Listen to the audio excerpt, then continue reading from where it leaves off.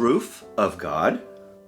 What do we do when things get so far out of our control we don't know where to turn? Do we ignore the problems hoping they'll go away? Or do we try to escape any way we can?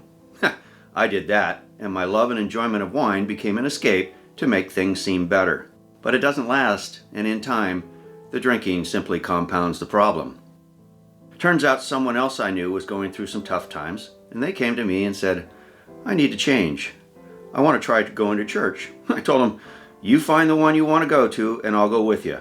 I'll never forget it, because that person chose South Coast in Irvine, and the pastor at the time was a guy named Bob Shank. It's the first Sunday of the year, and Pastor Bob makes this challenge.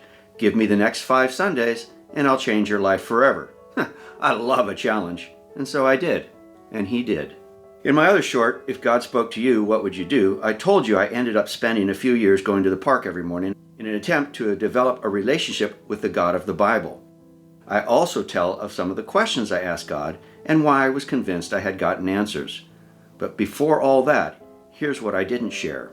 See, I had gotten so caught up in my business and my own comfort, wealth, and reputation that when things started going out of control, I wasn't prepared.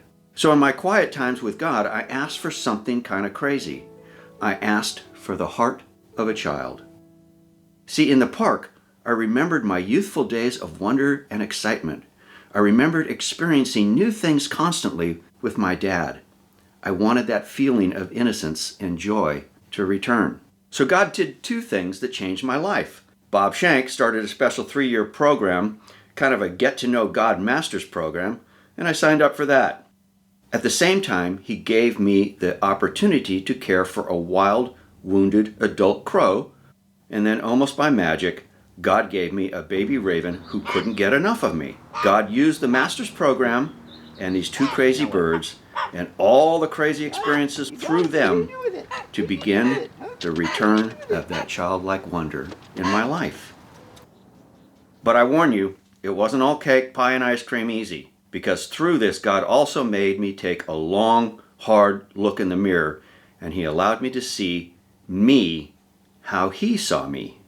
You have to understand, in that mirror, I saw the ugliest human being I had ever known. I saw this uncontrolled, self-centered individual who was so secretly selfish inside that I didn't know how I could live with myself, let alone be allowed to share this pathetic life with anyone else. And that was the beginning of my proof that God exists, because nobody and no other force in the universe could have done that. Nobody else could have known and shown me my deepest, darkest self through his eyes. But then God did something else, something more magical than anything I could have ever imagined. He showed me that through my newly found relationship with his son, that he not only forgave all that, but that a continued relationship with Jesus, one based on an incredible, unselfish love that he himself would give me the power to wield and share, and that I would get back the innocence and wonder I had when I was a child. Wow. Can you even begin to imagine all that entails? Can you comprehend the gift of being able to love all people and all things wholeheartedly and freely, and be able to trust and forgive without conditions, just like a child? There are times when I'm still a jerk, but because I have been forgiven so much, and because I have been shown so much unconditional love, I've learned the greatest thing I can do is strive to give back the same. So you see, love and the overwhelming desire he's given me to share it, that's my proof of God. I don't need anything else.